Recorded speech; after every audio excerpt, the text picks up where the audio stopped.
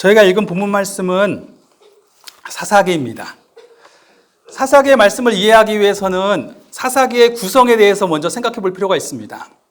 사사기는 총 21장까지 구성이 되어져 있는데 우리는 생각하기를 1장부터 21장까지 순서대로 되어 있으니까 시간적인 순서대로 쭉 흘러가나 보다 라고 생각하고 읽으실 수 있습니다. 그런데 사실 사사기는 그렇게 되어 있지 아니합니다. 사사기 1장이 사사기 전체를 커버합니다. 1장에서 나오는 내용이 사사시대 전체의 그림을 한마디로 요약한 그림입니다. 그런가 하면 2장을 보면 1장의 초반부에 여호수아가 죽은 후에라는 말로 시작하거든요. 그런데 2장 초반부도 다시 여호수아가 죽을 때에 또 여호수아가 죽을 때로 돌아가요. 즉 여호수아가 죽을 때부터 해서 사사시대 전체의 그림을 또 한 번 그려줍니다. 그리고 그 그림 가운데 나오는 내용에 대해서 구체적인 예를 들어서 3장부터 16장까지 또 다시 한번 전체를 설명해 줍니다. 그리고 17장부터 21장까지는 그 사사시대 때 벌어진 일들 가운데 사사시대의 문제의 핵심이 무엇인지를 보여줄 만한 두 핵심적인 사건을 보여주면서 마무리됩니다. 자, 이 구성을 먼저 이해하셔야 되고요. 두 번째는 사사기의 배경에 대해서 이해하실 필요가 있는데 첫 번째는 역사적인 배경이에요. 모세가 이스라엘 백성들을 애굽에서 구원했죠. 그리고 나서 광야 시대를 거쳐서 약속의 땅까지 데리고 왔습니다.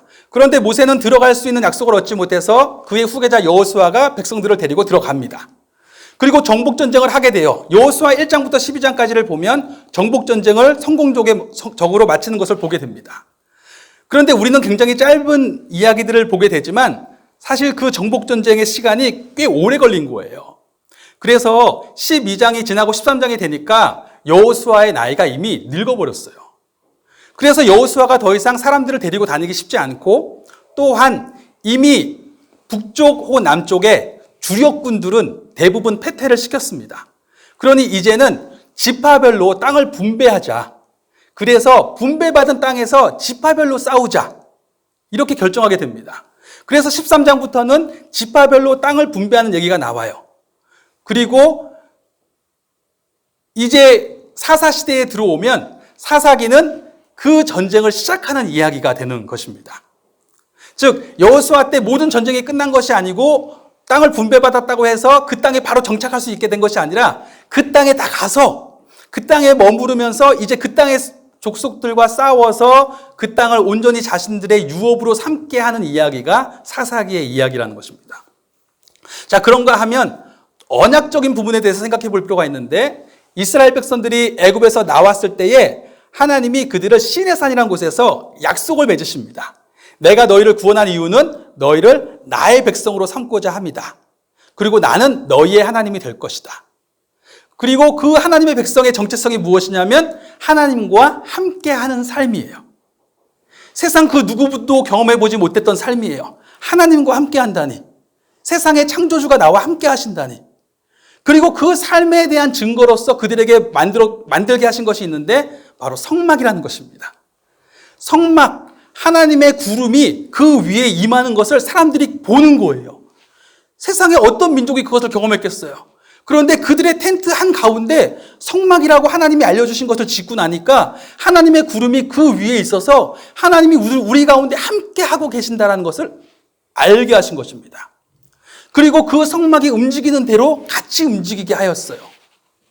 하나님과 함께하는 삶. 그런데 그 삶을 누리기 위해서는 두 가지가 또 필요합니다. 성막 안에 있는 두 가지 주요 기능인데 첫 번째는 무엇이냐면 제사제도예요. 즉 하나님의 백성이 하나님과 함께하는 삶에 맞게 하나님의 뜻을 따라 살아가면 좋겠지만 그들의 삶이 하나님을 잊고 그전에 세상에서 살던 삶의 모습대로 살아가려고 하는 마음이 있습니다.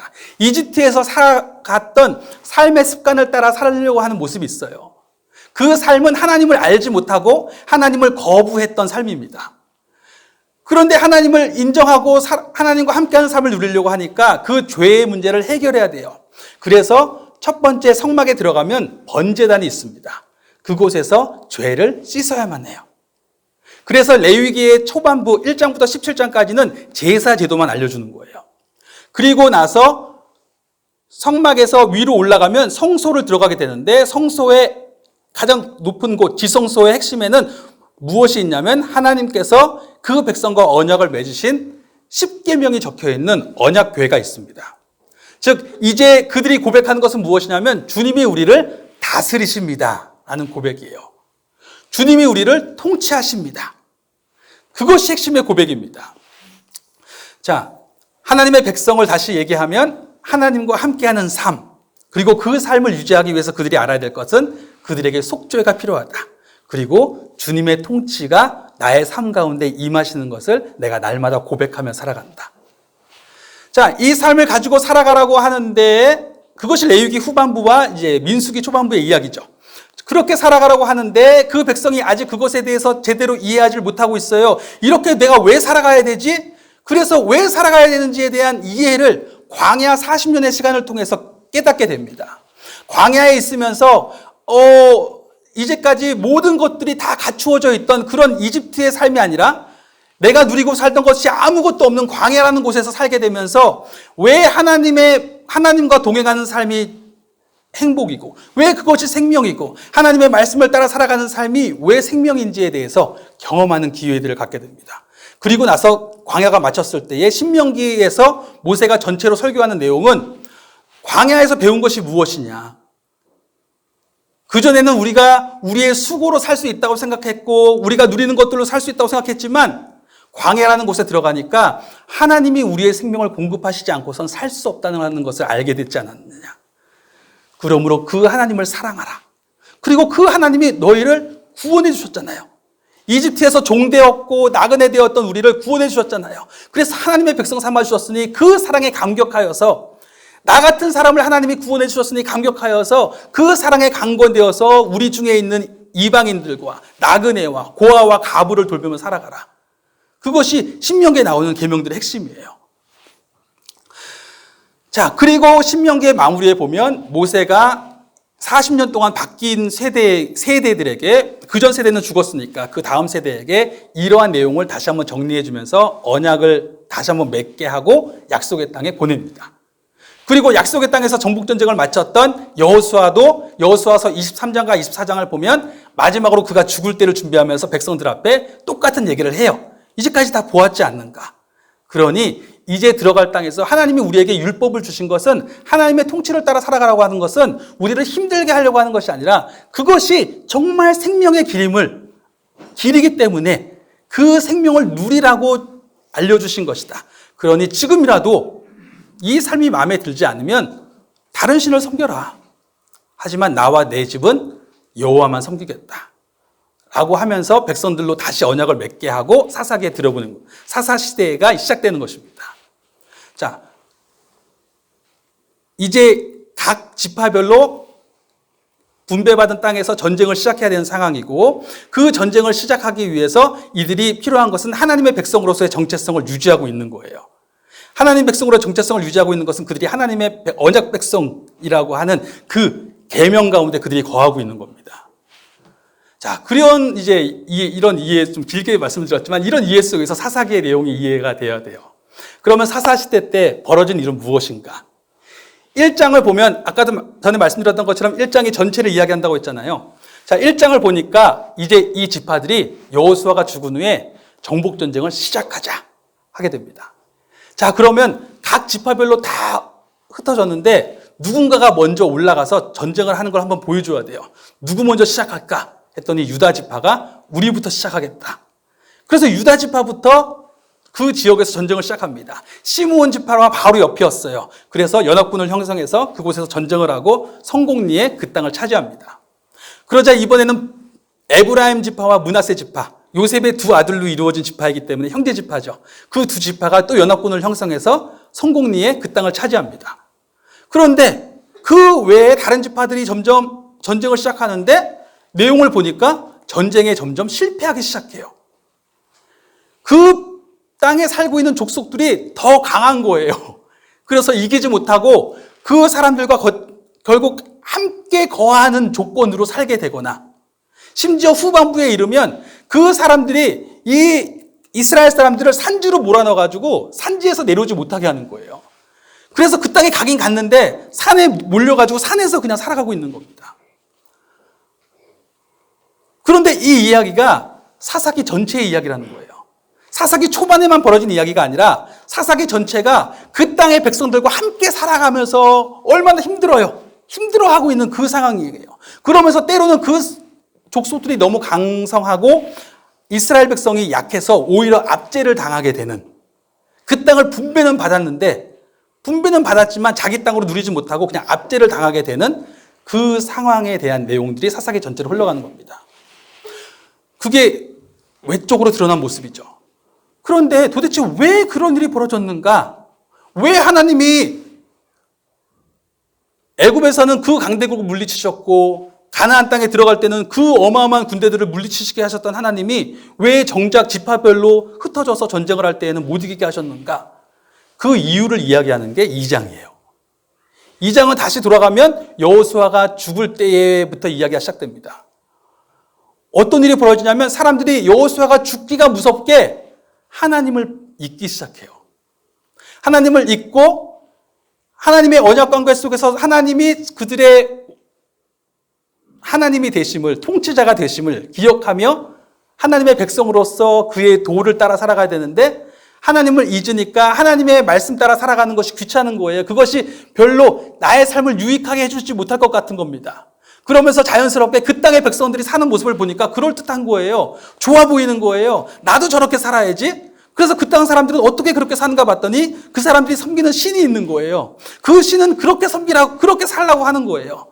아, 나도 저 신을 따라 살아야 되겠다. 그 신은 내가 원하는 방식으로 사람들이 보니까 보기 좋은 방식으로 살라고 하니까 나도 저렇게 살아봐야 되겠다고 하고 그 신들을 섬기기 시작한 것입니다.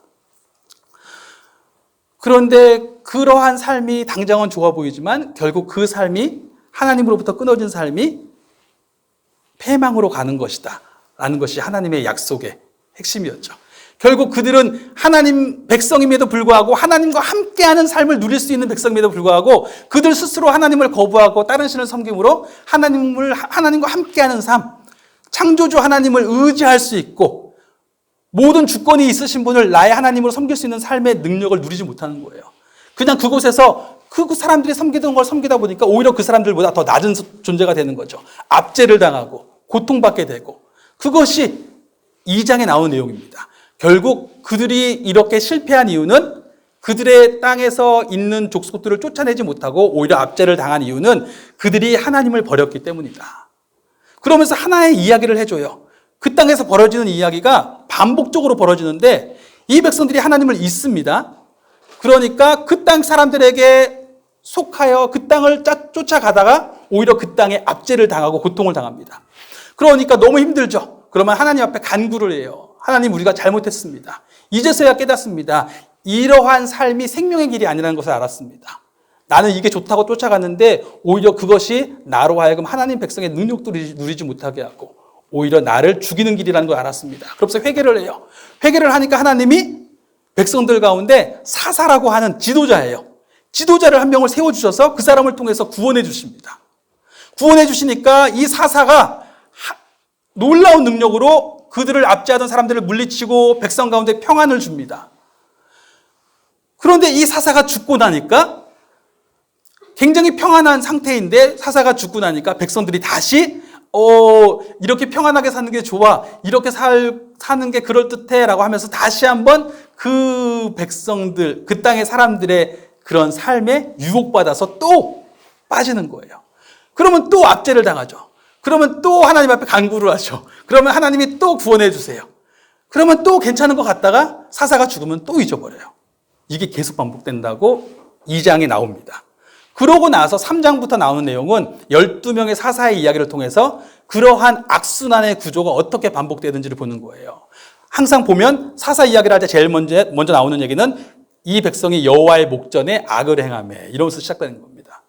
그리고 그 땅 백성에게 압제를 당하고 간구할 때에 하나님이 언약을 기억하시고 사사를 보내주셔서 그들을 회복시키시고 사사가 죽음에 이 백성이 다시 하나님을 잊어버리고 이게 16장까지 가는 거예요.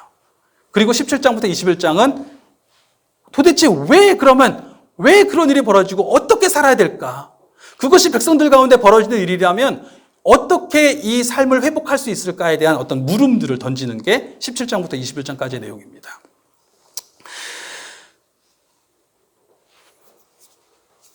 결국 이 전체 사사기의 그림을 통해서 여러 번 반복해서 이야기를 했지만 이 그림을 통해서 결국 보여주고 있는 사사시대의 전체적인 그림이 무엇입니까? 그 땅의 백성들을 쫓아내지 못하고 함께 살게 된 거예요. 그게 사사시대의 그림입니다. 결국은 쫓아내지 못했다. 외적으로도 졌고 내적으로도 실패했고 그래서 계속 반복되는 구조 속에서 이 백성은 그 땅의 사람들과 함께 살게 되었다. 이게 사사기의 전체 굉장히 하나의 큰 그림입니다. 왜 하나님은 그 백성들을 다 쫓아내지 않으셨을까? 아예 처음부터 여호수아가 죽은 후에 첫 번째 전쟁에서 그냥 다 쫓아내게 해주셨으면 좋았을 텐데 왜 쫓아내지 않으셨을까? 첫 번째 이유는 그거죠. 이 백성이 우리가 이미 얘기했던 것처럼 이 백성이 하나님을 속히 떠나버렸어요. 속히 떠나서 그들이 택한 삶의 결과입니다. 형벌이었어요. 그들이 하나님의 백성으로 살지 못하니까 하나님이 그들과 함께하는 삶의 능력을 누리지 못하게 된 것이죠. 형벌이었습니다. 그런데 그런가 하면 또 다른 이유도 있었어요. 부모가 자녀를 혼낼 때에 한편으로는 잘못했으니까 징계를 하죠. 분명히 혼나는 거예요. 그런데 또 한편으로는 징계할 때 어떻게 징계합니까? 그 아이가 회복할 수 있도록 혼나고 나서 뭔가 깨달아서 다시는 안 그럴 수 있도록 하는 거잖아요. 즉 남겨두신 이후에는 그들이 잘못해서 형벌로 함께 살게 된 것도 있지만 하나님은 그 삶 자체도 그들이 다시 온전히 서게 되는 데에 필요한 도구로 사용하시게 됩니다. 그것을 오늘 읽은 본문에 보면 알 수 있어요. 왜냐하면 그 3장에 보니까 3장 1절부터 뭐라고 이야기하십니까? 하나님 여호와께서 가나안의 모든 전쟁들을 알지 못하는 이스라엘을 시험하려 하시며 이스라엘 자손의 세대 중에 아직 전쟁을 알지 못하는 자들에게 그것을 가르쳐 알게 하려 하사. 즉 하나님이 그 민족 그 땅 가운데 남겨두신 사람들이 있는데 남겨둔 족속들이 있는데 그 남겨둔 이유는 하나님의 입장에서도 그들이 좀 알아야 되겠구나. 힘들잖아요. 힘들지만 그 시기를 통해서 무언가를 좀 배워야 되겠구나라고 생각하시는 거예요. 그런데 무엇을 배우냐면 전쟁이라는 것을 알게 하셨다는 겁니다. 아니 싸움하는 게 뭐가 좋다고 전쟁을 알게 하셨을까? 그런데 하나님은 그 사람들이 전쟁을 알지 못해서 하나님을 떠난다고 보신 거예요. 전쟁을 알아야 된다. 전쟁을 안다는 게 무슨 의미일까? 그런데 그 2장 22절을 보면 뭐라고 얘기하시냐면 하나님이 그 사람들을 남겨두신 이유에 대해서 이스라엘이 그들의 조상들이 지킨 것 같이 나 여호와의 도를 지켜 행하나 아니하나 그들을 시험하려 하십니다. 이런 얘기가 나와요. 또 3장 4절을 보면 남겨두신 이 이방 민족들로 이스라엘을 시험하사 여호와께서 모세를 통하여 그들의 조상들에게 이르신 명령들을 순종하는지 안 하는지 알고자 하십니다. 즉 전쟁은 어떤 자리냐면 하나님의 말씀에 따르는지 안 따르는지를 보는 거예요. 굉장히 위기의 순간 아닙니까?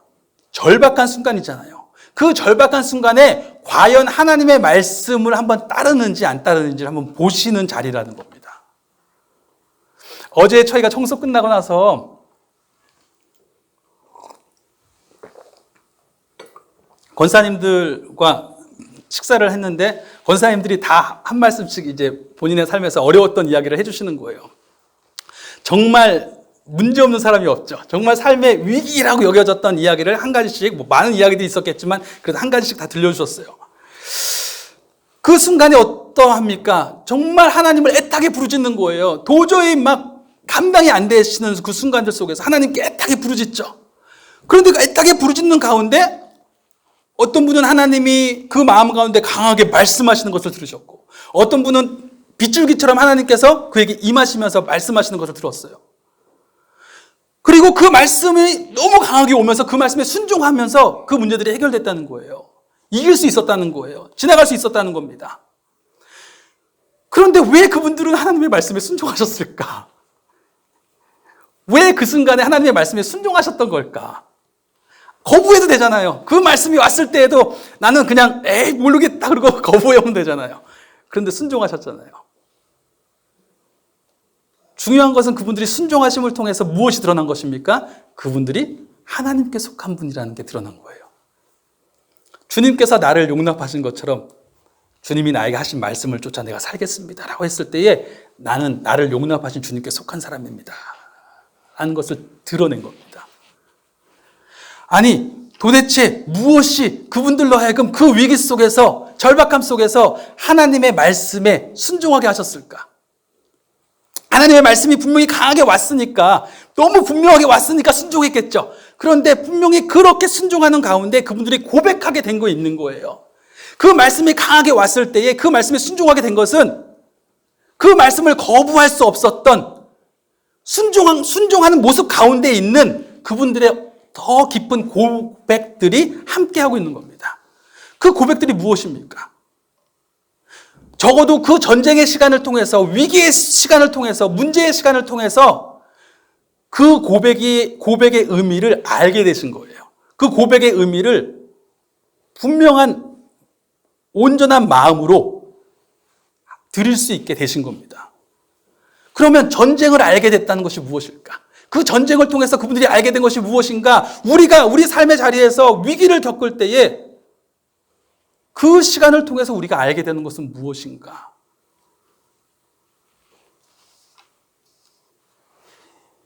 이스라엘 백성들을 보니까 하나님이 그들 가운데 전쟁을 남겨두셔서 그 전쟁을 통해서 그들이 일단 전쟁을 알기를 원하고 결국 여호와의 도에 순종하는 사람이 되기를 원하셨다고 하셨습니다. 즉 그들은 전쟁을 통해서 여호와의 도에 순종할 수밖에 없는 그들의 삶의 어떤 자리, 고백, 그것들을 회복하게 될 것입니다. 자, 그렇다면 전쟁을 안다는 것은 무엇일까요? 전쟁을 알게 되면 그렇게 된다는 거예요. 전쟁을 알게 된다는 것은 무엇일까요? 흥미롭게도 2장에 우리가 처음에 읽었던 그 2장의 10절을 보니까 뭐라고 이야기하냐면 여호수아가 죽고 여호수아의 같은 세대 사람들이 죽은 거에 대해서 이야기하면서 그 세대의 사람도 다 그 조상에게로 돌아갔고 그 후에 일어난 다른 세대는 여호와를 알지 못하며 여호와께서 이스라엘을 위하여 행하신 일도 알지 못하였더라.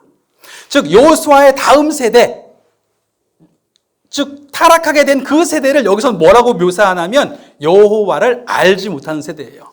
그렇게 말하면 어떻게 되는 거예요? 전쟁을 알지 못하는 사람들은 어떤 사람들이에요?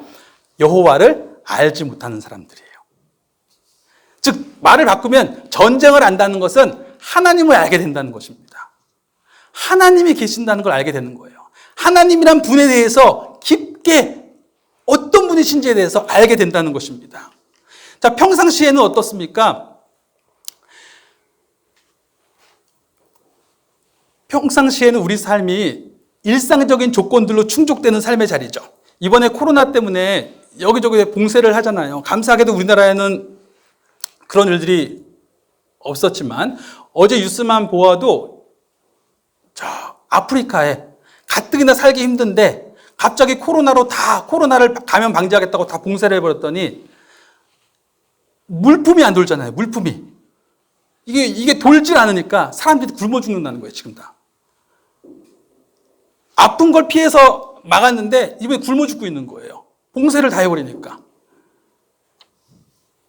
위기라는 것은 그런 것입니다. 일상적인 조건이, 일상적인 기대들이 통하지 않는 거예요. 일상적인 조건 속에서는 적절한 군인들만 있으면 충분히 치안이 유지가 됩니다.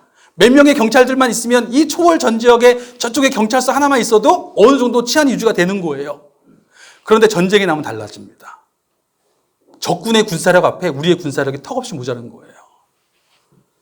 그리고 지금은 일상적인 삶 속에서 모든 경제적인 유통들이 그냥 그래도 그런 대로 돌아가니까 마트에 가서 필요한 것도 사고 내가 일해서 돈을 벌면 그 돈으로 사고 싶은 것도 살 수 있는데 전쟁이 나니까 일할 자리도 없고 돈을 벌 수도 없고 돈이 생겨도 가서 살 데가 없는 거예요.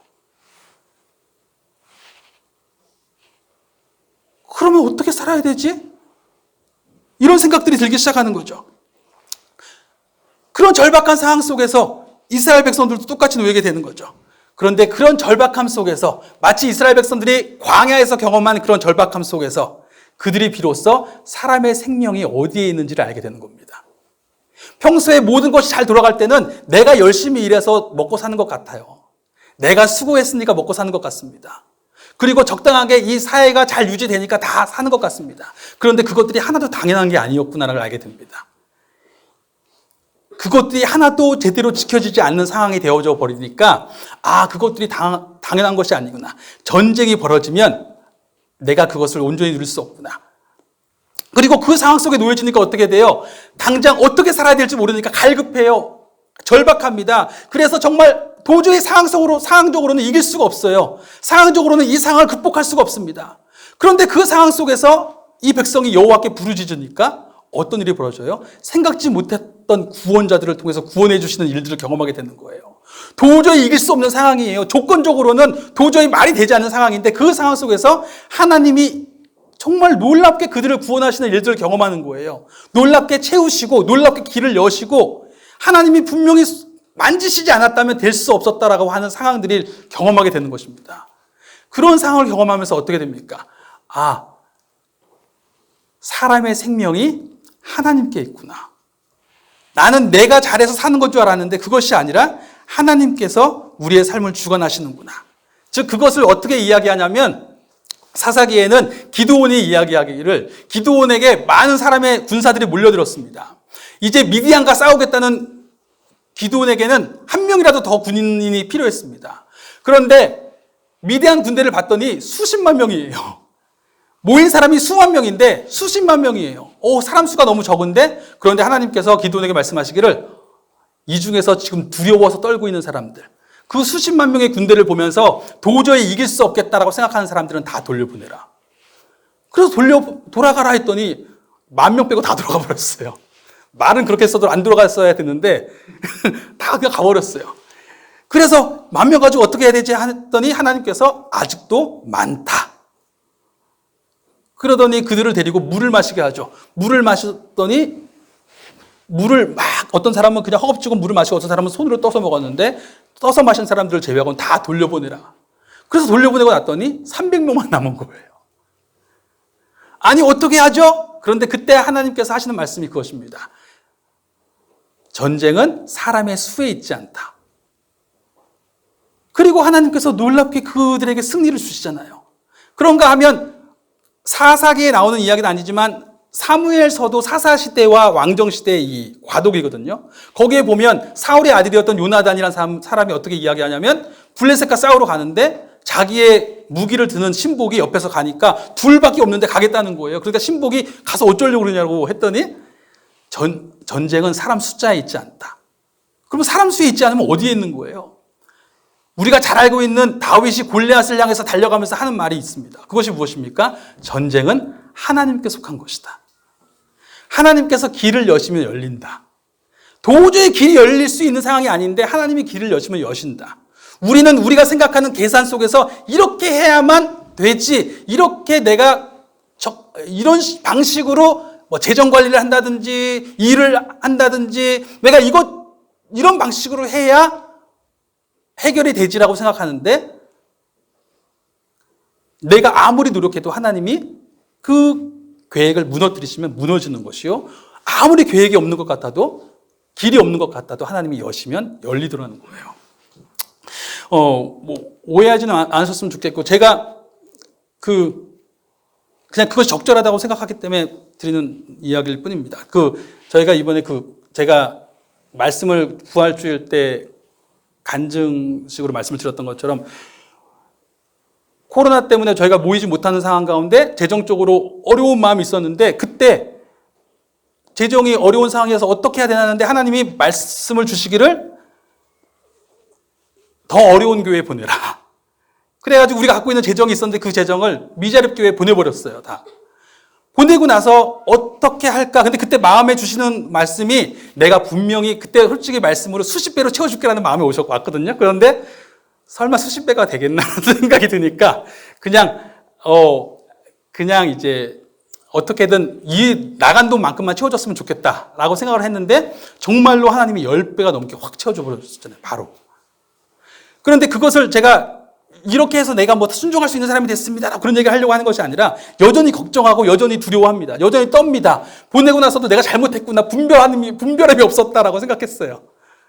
내가 왜 그런 얘기를 해가지고 내가 분별이 없나 보다. 막 이런 생각도 하게 되고 그런 걱정이 되는 상황이지만 그럼에도 보낼 수 있었던 이유가 무엇입니까? 왜냐하면 지난 2년 동안 교회가 정말 이렇게 성장해 오는 과정 속에서 하나님이 일하시는 것을 보았거든요. 우리 성도분들 한 분 한 분이 정말 저에게 너무 과분한 성도분들이 함께 오셔서 지금 같이 모여서 예배드리시잖아요. 한 분 한 분이 꼭 필요한 자리에서 다 일하시기 시작하고 교회가 재정적으로 문제가 있을 때마다 놀랍게 하나님이 다 채워주셨어요.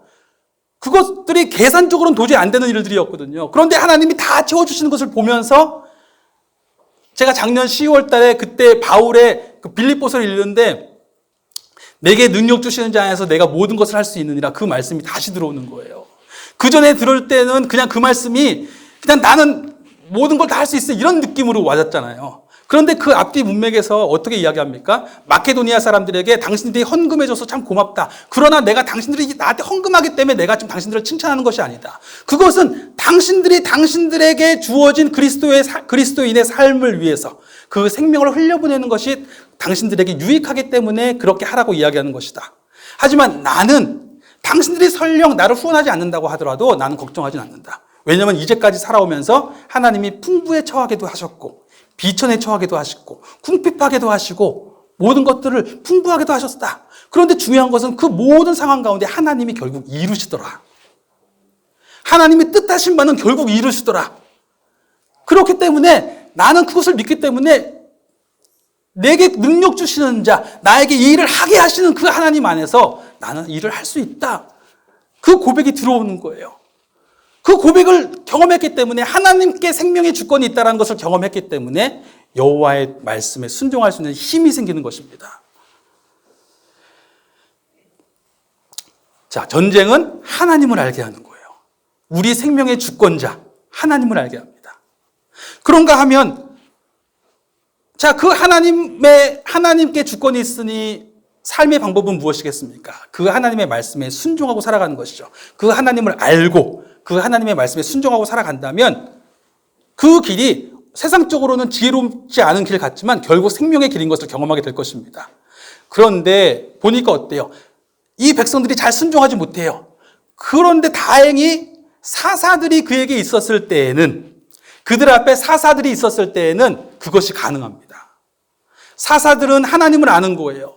생명의 주권이 하나님께 있음을 알고 하나님의 말씀을 따라서 기드온처럼 도저히 이해가 안 되는 이야기지만 순종했고 순종하는 가운데 하나님께서 그 순종이 생명으로 열매 맺게 하시는 것을 보게 되는 것입니다. 그리고 그 열매를 맺을 때 기드온만 혼자 좋아요? 아니요. 기드온과 함께 했던 모든 백성이 그 영광을 함께 누리는 거예요. 그 백성들은 도저히 순종할 수 없었지만 사사라는 사람이 그 앞에서 그 사람이 하나님을 알고 그 사람이 순종했을 뿐인데 그 사사에게 같이 연합되어져 있었던 백성들은 같이 그 영광을 다 누리는 겁니다. 그러니까 그들에게 얼마나 지도자가 중요합니까? 그런데 안타깝게도 그 사사가 죽으면 그런 지도자가 없으니까 백성들이 그 사람을 다시 살지 못해요. 그것이 계속 반복됩니다. 그러면서 사사기의 17장부터 21장에 나오는 내용이 무엇이냐면 두 가지 큰 사건이 나오는데 하나는 미가란 사람의 우상 이야기인데 정말 자기들 마음대로 막 제사장을 아무렇게나 세우고 자기 마음대로 자기 아들을 제사장 세웠다가 레위인을 데려다가 자기 집에 제사장을 세우고 우상을 만들고 별짓을 다 해요. 그런가 하면 단지파가 이동하고 또 레위인 첩사건 하면서 베냐민이 불량배들이 사람을 능욕하고 그럼에도 불구하고 또 전쟁을 하고 막 말도 안 되는 사건들이 벌어지는데 그 사건들 속에 반복되는 얘기가 있습니다. 4번에 걸쳐서 반복되는 얘기가 뭐냐면 그때에는 왕이 없었다 이 이야기예요. 그러면서 앞뒤로 나오는 내용이 그들은 자기 소견에 옳은 대로 행하였다. 즉 자기가 생각할 때 살기 좋은 방식으로만 살았다는 거예요. 그런데 그 이유가 무엇이냐면 그때에는 그들 앞에 왕이 없었다. 즉 이 백성은 하나님을 잘 알지도 못하고 하나님의 말씀에 순종하지도 못해요. 그래서 하나님의 말씀을 통해서 그들이 누릴 수 있었던 생명의 삶을 경험할 기회조차 없습니다. 그런데 그들 앞에 하나님을 아는 지도자가 있다면 다를 거예요. 그런데 사사들은 자꾸 한 번 세워졌다가 죽어요.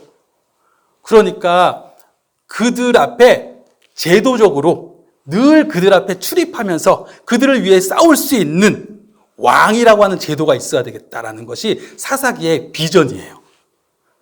사사시대를 마치면서 우리에게 왕이 필요합니다. 우리 앞에 출입하면서 하나님을 알아서 하나님의 도에 순종함으로 그 왕께 속한 모든 백성들은 함께 그 승리를 누릴 수 있게 해줄 왕이 필요합니다. 이것이 사사기의 비전입니다.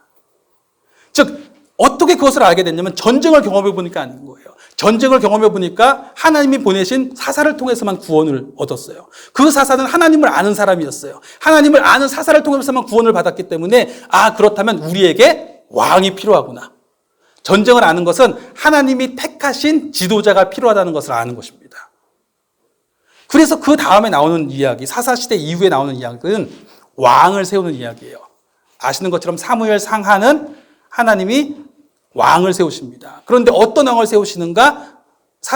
사무엘에서는 사울과 다윗이라고 하는 사람을 비교하죠. 그렇죠?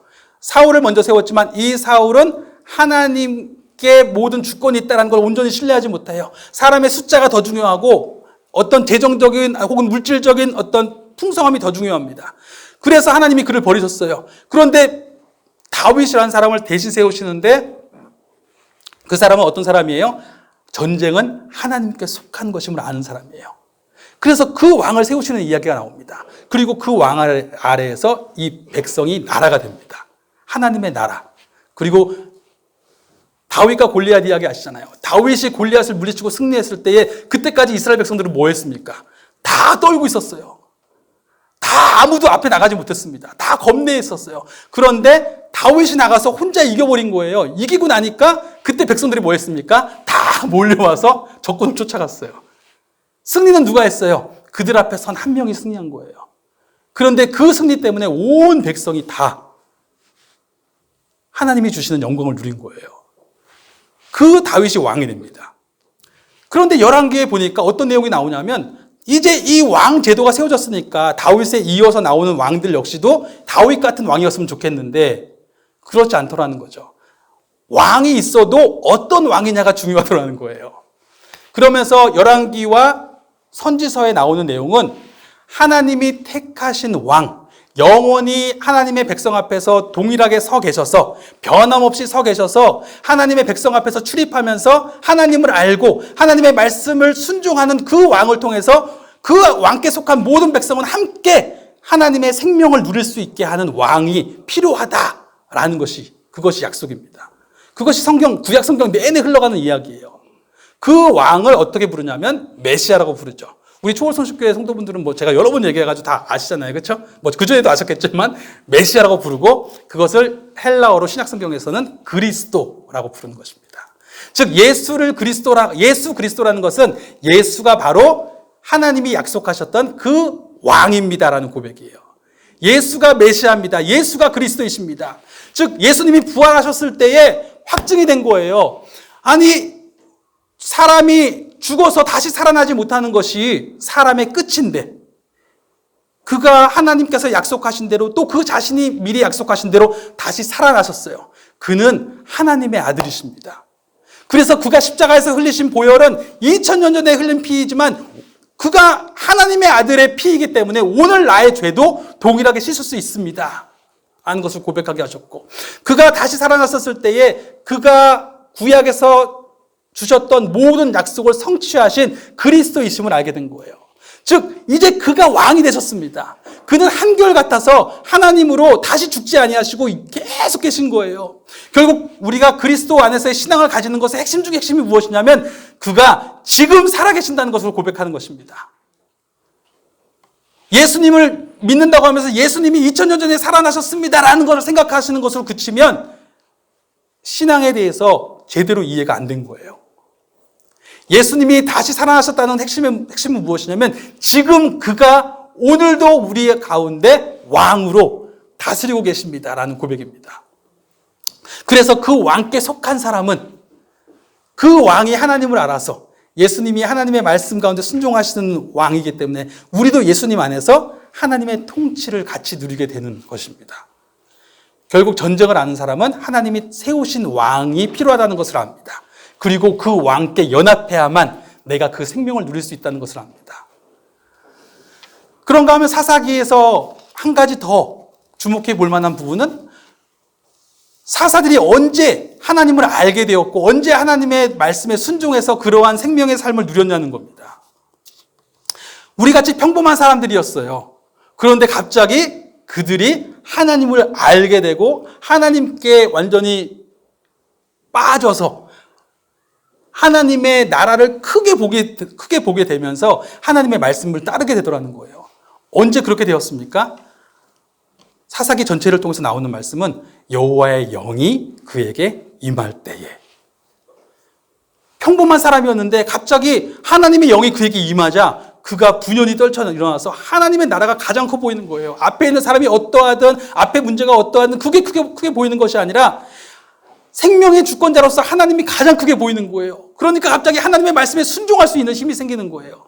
그래서 사사로서의 역할을 감당했습니다. 즉 하나님께서 택하신 왕은 어떤 사람이냐면 하나님의 영의 기름 부으심을 받은 사람이에요.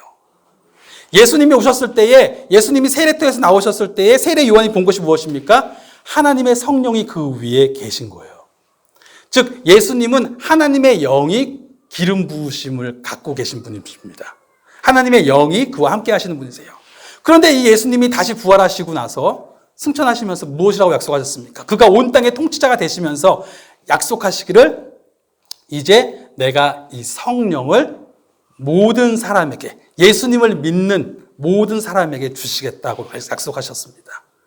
그래서 성령이 임하시면 예수님이 하나님의 성령이 예수님과 함께함으로 그로 하나님의 택하신 왕으로서의 삶을 살게 하셨던 것과 마찬가지로 그 영이 예수님께 속하여 하나님의 백성된 사람들에게 임하시면 우리 역시도 하나님을 알고 하나님의 나라를 크게 보고 예수님의 살아계심을 분명하게 보면서 그 말씀을 따라 살아갈 수 있게 이끄신다는 것입니다.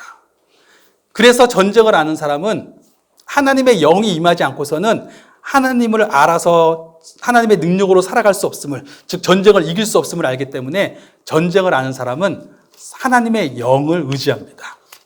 모든 삶의 순간에 하나님의 영이 없이는 내가 하나님을 아는 사람으로 살아갈 수 없음을 고백하기 때문입니다. 즉 전쟁을 아는 사람은 어떤 사람이에요? 생명의 주권자로서의 하나님을 아는 사람입니다. 전쟁을 아는 사람은 하나님이 택하신 왕이 내게 필요하다는 것을 아는 사람입니다. 그래서 그 왕께 연합되어 있는 사람이에요. 전쟁을 아는 사람은 하나님의 성령을 늘 의지하는 사람입니다. 성령 안에서만 살아갈 수 있다는 것. 오늘이 어린이 주일입니다. 어린이 주일이라고 특별히 어린이에 관련된 설교를 하는 것이 아니라 어린이 주일을 교회가 사실은 성경에 나오는 절기는 아니에요. 그럼에도 불구하고 제정하는 이유는 다음 세대에게 무엇을 교육해야 되는가에 대한 초점을 다시 한번 환기시키는 것입니다. 교회가 세워져 감에 있어서 우리가 다음 세대에게 무엇을 가르칠 것인가? 교육의 목적은 하나입니다. 사람 만드는 거예요. 세상 교육의 목적은 한국 교육의 목적은 한국 사회가 원하는 사람 만들어내는 겁니다. 성경 교육의 목적은 성경에서 하나님이 원하시는 사람 만들어내는 거예요. 하나님이 원하시는 사람이 어떤 사람인가? 사사기를 보니까 하나님을 알지 못했던 세대예요. 그 세대에게 하나님을 알게 하는 것입니다. 부모들이 자녀에게 바라는 것이 무엇입니까? 저의 이름이 뭐냐면 손부영입니다. 부기부영화 영자예요. 저희 부모님이 저에게 바랬던 것은 부귀영화를 누리고 사는 것입니다. 모든 부모가 자녀에게 원하는 것이 무엇이겠어요? 자녀에게 무엇을 물려주고 싶으시겠습니까? 풍요와 안정을 물려주고 싶죠. 한평생 눈물 흘릴 일 없이 살았으면 좋겠는 거죠. 자녀가 한평생 눈물 흘릴 일 없이 살았으면 좋겠어서 부모님이 어떻게 살아요? 눈물겹게 사시는 거예요. 그 눈물겨운 일들을 다 겪으시며 사는 겁니다. 그래서 내 자녀만큼은 눈물을 흘리지 않고 살았으면 좋겠다. 그런데 그렇게 풍요와 안정을 물려주는 것이 옳은가? 라는 것이 사사기의 질문입니다. 사사시대 때 언제 백성들이 타락했습니까? 풍요와 안정 속에서 타락하는 거예요. 여호수아가 정복 전쟁을 끝내서 무언가 강성할 때에, 그리고 사사들이 죽고 나서 다시 타락하잖아요. 죽을 때까지 어땠어요? 안정적이었어요. 풍요로웠습니다. 그 속에서 백성들이 오히려 교만해지고 나태해지고 이렇게 살아도 이렇게 사는 삶에 익숙해져 있는 거예요. 그래서 그렇게 사는 것이 더 좋은 것 같습니다. 그 삶을 유지하고 싶은 거예요. 예수님이 씨 뿌리는 비유를 이야기하셨을 때에 어떤 열매는 가시밭에 뿌려져서 열매를 맺지 못한다. 어떤 씨앗은 이야기하셨습니다. 그때 가시밭이 무엇이었습니까? 우리는 생각할 때 고난이고 궁핍함이고 곤고함이고 그럴 것 같은데 예수님은 뭐라고 말씀하셨냐면 재물의 유혹과 세상의 풍요와 그런 것들이라는 거예요. 그것들이 오히려 그 마음을 그것들을 따라 살아가는 삶을 살아야 잘 살 것 같은 거예요. 내 삶이 좋을 것 같은 거예요.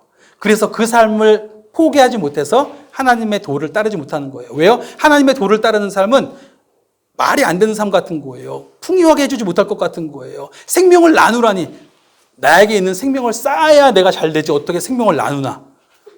그런데 생명을 나누라고 하는 것이 지혜롭지 못한 것 같은데 그래서 따를 수 없는 거예요. 그것은 좁은 길 같고 어리석은 길처럼 보이는 거죠. 그런가 하면 부모가 아무리 자녀에게 풍요와 안정을 물려주고 싶어도 그렇게 갑니까? 아무리 눈물 없는 삶을 선사해주고 싶어도 눈물 없이 살아요? 다 잘하면서 이제 우리 초등학생들이 앞에서 이렇게 오랜 시간 동안 설교를 듣는 거 쉽지 않겠지만 잘하면서 이렇게 이 삶에 대해서 경험하는 거잖아요. 삶이 힘든 시간들을 겪어내야 돼요. 다 눈물겨운 삶을 지나게 됩니다. 살아가면서 이렇게 삶이 눈물 흘릴 일이 많았구나. 나중에 부모님의 마음을 이해하게 될 때가 언제예요? 결혼하고 아이를 키워보고 살아가면서 너무너무 그 힘들 때 눈물 흘릴 일이 많아질 때 우리 부모가 얼마나 나를 위해서 눈물을 많이 흘리셨는가라는 것을 다시 한번 알게 되는 거죠. 아무리 눈물 없는 삶을 선사해주고 싶어도 눈물겹게 살아가게 됩니다. 그렇다면 눈물 없는 삶을 선사해주는 게 잘하는 것이 아닌 거죠. 어떤 면에서. 그러면 정말 자녀에게 필요한 것은 무엇이냐면 그들이 풍요와 안정 속에서 유혹에 빠질 때든지 아니면 곤고와 궁핍 속에서 어려울 눈물겹게 살아갈 때든지 언제든지 간에 동일하게 이겨낼 수 있는 생명의 길을 가르쳐 주어야 하는 것입니다. 그것이 무엇이냐면 전쟁을 알게 하는 거예요. 나가서 싸움박질 하는 것이 아니라 삶이 그런 곳이라는 걸 알게 하는 것입니다. 삶이 얼마나 위태한 곳인지, 삶이 얼마나 힘든 곳인지를 정확하게 알게 하고, 그런데 그 상황 속에서 내가 이제까지 살아올 수 있었던 이유가 무엇이에요? 창조주 하나님, 생명의 주권자 하나님을 내가 나의 아버지로 모시고 살았기 때문에 그를 의지하고 살았을 때 그가 길을 여시는 것을 보았고, 그리고 그가 택하신 그리스도를 내가 날마다 의지하고 살았고, 그가 보내신 성령님을 한순간도 빠지지 않고 의지하고 살았을 때에 내가 그 시간을 이길 수 있었다. 나의 힘으로는 할 수 없었지만 내가 성령님을 의지해서 하나님 앞에 내가 예수 그리스도를 의지해서 하나님께 기도했고 성령님을 의지해서 하나님의 백성으로 하나님의 일하심을 고백하며 살아갈 수 있었다라고 가르치는 것입니다. 우리와 자녀들 모두 전쟁을 아는 세대가 되기를 예수 그리스도의 이름으로 축원합니다. 삶의 위태함 속에서 참된 생명의 주권자를 알고 하나님이 택하신 왕 예수 그리스도께 연합되어 있음이 생명의 길임을 알고 그가 보내신 성령님을 늘 의지하는 우리가 되기를 예수 그리스도의 이름으로 축원합니다. 아멘. 우리 같이 기도하겠습니다.